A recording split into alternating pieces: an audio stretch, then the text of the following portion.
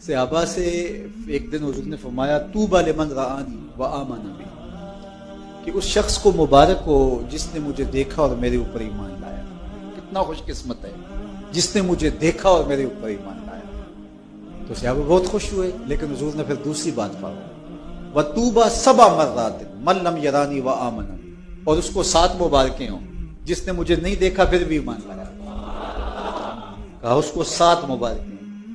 یار چاند سامنے ٹکڑے ہوتے ہوئے دیکھ کر ایمان لانا بڑی بات ہے، اگرچہ ابو جہل پھر بھی نہیں مانا تھا، لیکن ایک چیز دیکھی نا، حضور کا چہرہ دیکھا اور پتھروں سے چشمے پھوٹتے دیکھے، انگلیوں سے چشمے بہتے دیکھے، اور جو ہے وہ سورج کو پلٹتے دیکھا، درختوں کو سلامی دیتے ہوئے دیکھا، کھجوروں کو.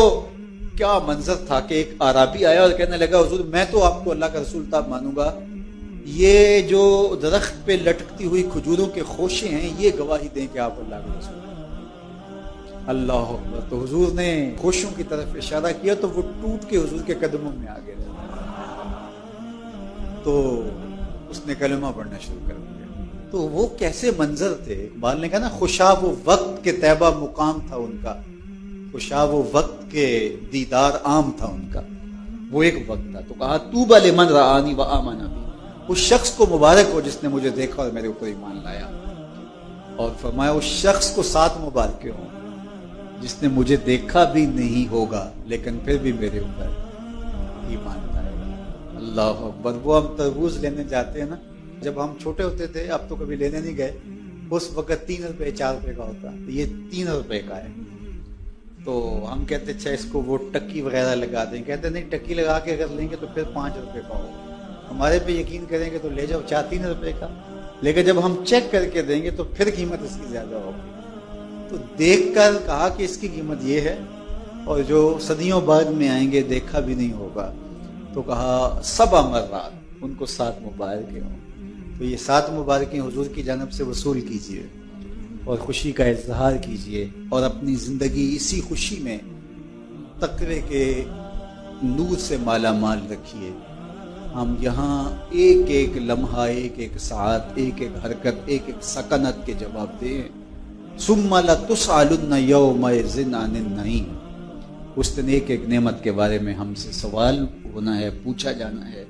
اس لیے اپنے سارے معاملات کو مرتب رکھیں، منظم رکھیں. تو اللہ ہمیں قلب کی طہارتیں، روح کی پاکیزگیاں، سوچوں کی عفتیں اور دامن کی پارسائیاں نصیب فرمائے. یہ مختصر زندگی اس کی یاد میں گزرے، اس کے ذکر میں گزرے، اس کی محبت میں گزرے. ہم جہاں کہیں بھی ہوں یہ خیال ہمارے ساتھ جڑا رہے کہ ہمارا مالک ہے اور ہم اس کی نگاہوں میں ہیں اور ہم اس کی نافرمانی نہیں کرنی. یہ خیال زندگی کو نہال کر دیتا ہے کہ میرا مالک ہے کوئی اور میں اس کا مطیع فرما بردار اور اس کے حکم کا پابند ہوں، میں کیوں اس کو ناراض کروں. تو تقوی اسی احساس کا نام ہے کہ میرا مالک مجھ سے ناراض نہ ہو جائے. علماء نے بڑی خوبصورت بات یہاں لکھی کہ جو کہا گیا اتقوا اللہ، اللہ سے ڈرو. تو کہتے ہیں کہ یہ تو عجیب بات ہے کہ بندہ جس سے ڈرتا ہے اس سے نفرت بھی کرتا ہے. سانپ سے، چور سے، ڈاکو سے، لٹیرے سے ہم ڈر بھی رہے ہوتے ہیں، لیکن اگر وہ ہمارے ہتھے اس طرح چڑھ جائے کہ ہم اپنے آپ کو محفوظ سمجھ لیں تو ہم اس کو چھوڑتے بھی نہیں. تو بندہ جس سے ڈرتا ہے اس سے نفرت کرتا ہے، لیکن یہ کیسا ڈر کہ اللہ سے ڈرتا بھی اور اس سے محبت بھی کرتا ہے.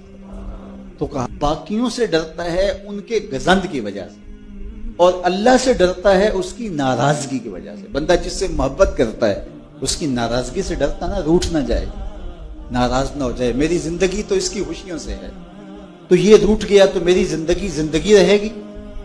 تو اللہ سے ڈرنے کا یہی مفہوم ہے، تقوی کا یہی مفہوم ہے کہ بندہ ہر وقت اس احساس میں ڈوبا رہے کہ میرا مالک مجھ سے ناراض نہ ہو، میرا مالک مجھ سے راضی ہو. یہ احساس اگر انسان کے ساتھ جڑ گیا تو پھر اس کے اٹھنے والے قدم ہمیشہ اچھائی کی طرف جائیں گے.